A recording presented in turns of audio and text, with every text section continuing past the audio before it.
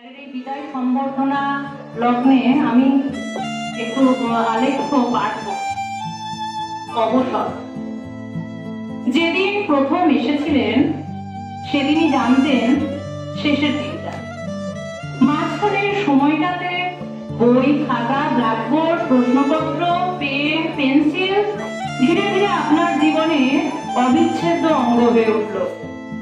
10টা 5টার বাইরেও সাদা কাটা জীবনে আত্ম পান্ত সুখী হয়েও নিষ্প্রাণ জড় বস্তুগুলোর সাহচর্যে আপনি উঠাল পাঠান।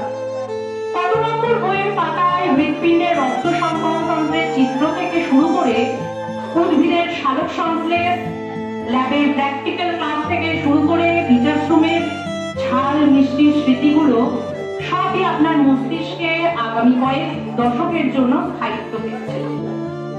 জীবনে অজস্র বন্ধুও পেয়েছেন, শত্রুতাও হয়েছে কারো কারো সাথে। আপনার বিদায় লগ্নে প্রত্যেকের মন কিন্তু বিষণ্ণতায় ভরা।